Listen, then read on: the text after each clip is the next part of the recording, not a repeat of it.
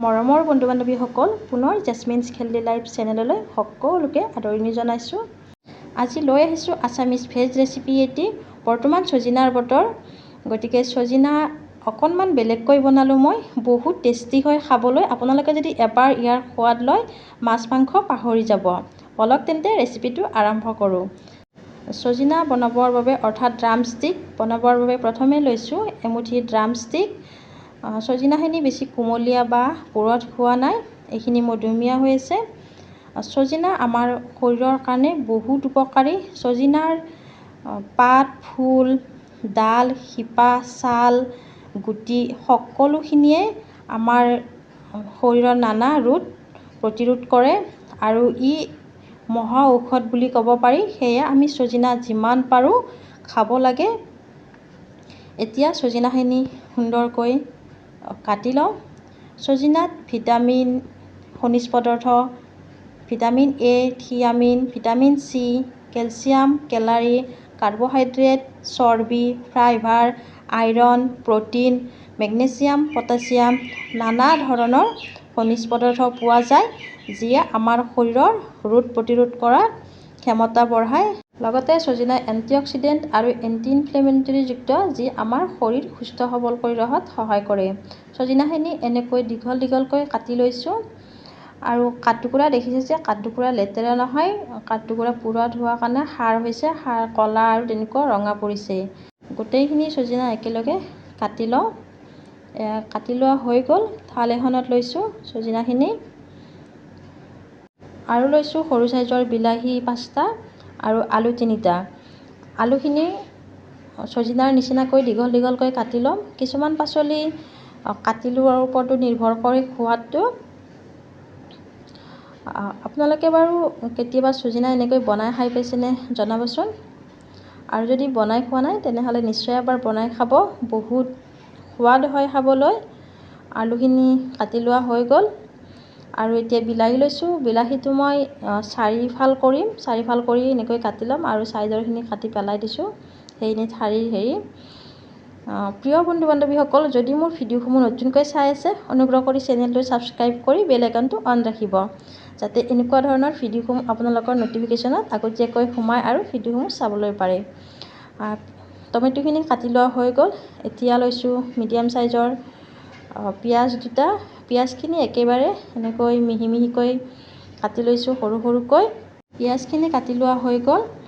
এতিয়া গেছ জ্বলাই কেৰাহী পাতি দিছোঁ। কেৰাহী গৰম হোৱাত তেল দিলোঁ। তেলখিনি গৰম হৈছে। এতিয়া ইয়াত দিম কাটি লোৱা আলুখিনি। আলুখিনি তেলত ডুবি যাবৰ বাবে এনেকৈ দিলোঁ। গোটেইখিনি আলু যাতে একেলগে ভজা হয়।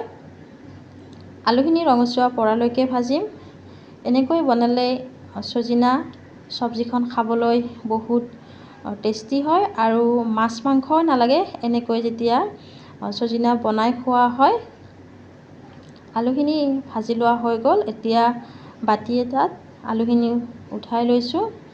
এতিয়া এইখিনি তেলতে দি দিম 2টা শুকান জলকীয়া, 3টা ইলাচি, 4টা লং, 2 পিচ ডালচেনি আৰু এটা ষ্টাৰ।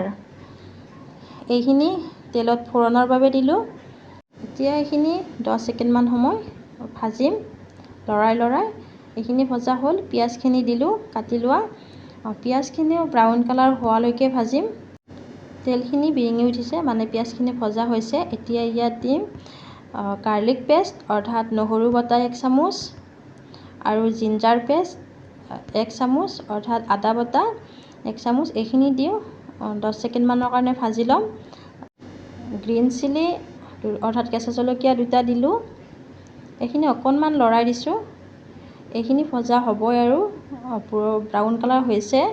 এতিয়া দিম 1.5 চামুচ হালধি পাউডাৰ, অৰ্থাৎ 1 চামুচ আৰু আধা।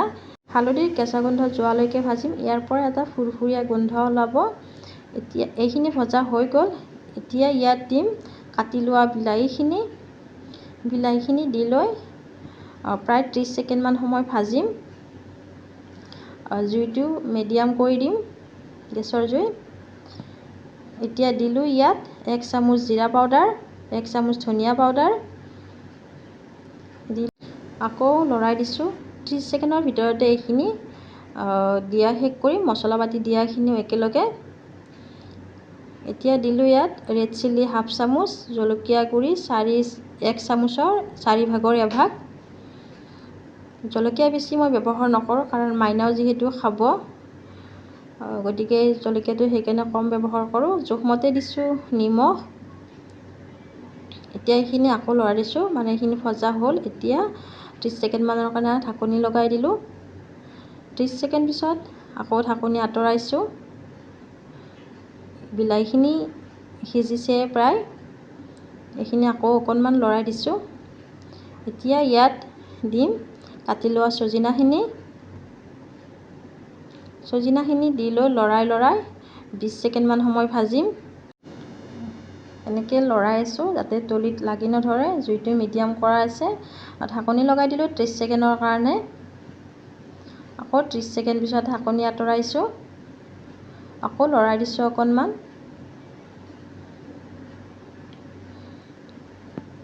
আকৌ 30 ছেকেণ্ডৰ কাৰণে ঢাকনি লগাই দিলোঁ।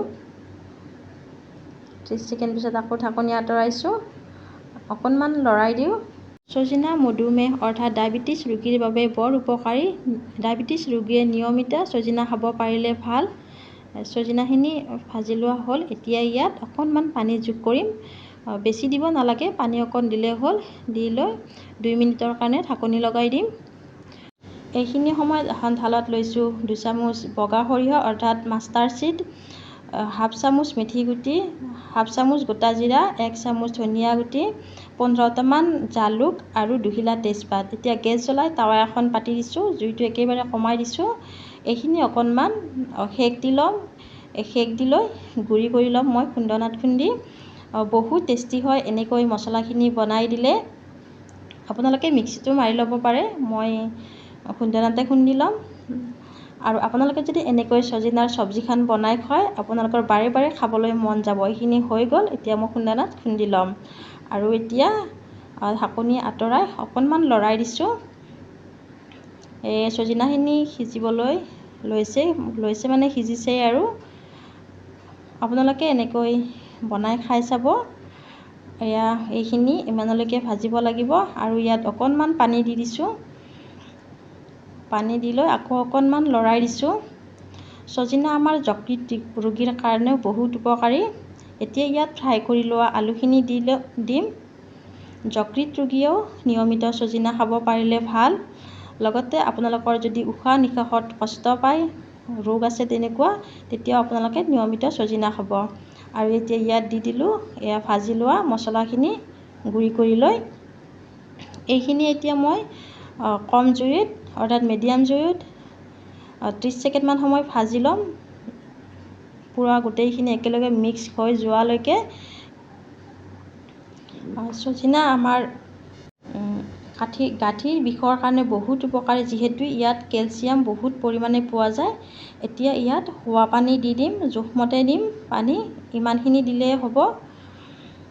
এতিয়া এইখিনি 1 মিনিটৰ কাৰণে ঢাকনি লগাই দিছোঁ। জুই মিডিয়ামত থাকিব। 1 মিনিট পিছত ঢাকনি আঁতৰাইছোঁ। এনেকৈ চজিনা বনাবলৈ বেছি সময়ৰো প্ৰয়োজন নহয়। অকণমান লৰাই দিছোঁ। এতিয়া এইখিনি মই এনেকৈ মাজে মাজে লৰাই লৈ জুইটো হাই কৰি দিছোঁ। লৰাই লৈ এনেকৈ ফুটিবলৈ দিম 2 মিনিটমান সময়, যাতে চব্জিখন গাঢ় হয়। আৰু এই চজিনা পাকস্থলী ৰোগীৰ কাৰণে বহুত উপকাৰী। চজিনাখিনি মোৰ হৈ গ'ল। চাওক কিমানখিনি মই গ্ৰেভি কৰিছোঁ। এতিয়া গেছটো অফ কৰি দিম। লৈছোঁ এখন থালখনত চজিনা পৰিৱেশন কৰিবৰ বাবে বাঢ়ি ল'ম, লগতে আপোনালোককো দেখুৱাওঁ। চাওক চজিনাখিনি কেনেকুৱা হৈছে দেখিবলৈ। আপোনালোকে এনেকৈ এবাৰ নিশ্চয় বনাই খাব বুলি আশা কৰিলোঁ। বহুত টেষ্টি হয় আৰু শৰীৰৰ কাৰণেও বহুত উপকাৰী হয়। চজিনাৰ ফাইনেল লুক। প্ৰিয় বন্ধু বান্ধৱীসকল, আপোনালোকেও এবাৰ ট্ৰাই কৰিব আৰু মোক কমেণ্ট বক্সত জনাব। মোৰ ভিডিঅ'সমূহৰ পৰা আপোনালোক কিবা অলপ উপকৃত হ'লে মোৰ ভিডিঅ'সমূহৰ সাৰ্থকতা হোৱা যেন অনুভৱ কৰিম। যদি ভিডিঅ'টি ভাল লাগিছে তেনেহ'লে লাইক এটা কৰি দিব, লগতে পৰিয়াল বন্ধুবৰ্গৰ মাজত শ্বেয়াৰ কৰি দিব। তেনেহ'লে আজিলৈ ইমানতে আপোনালোকৰ মাজৰ পৰাই বিদায় মাগিম। আকৌ নতুন এটি ৰেচিপি লৈ উপস্থিত হোৱাৰ আশাৰে। সদায় সুস্থ থাকক।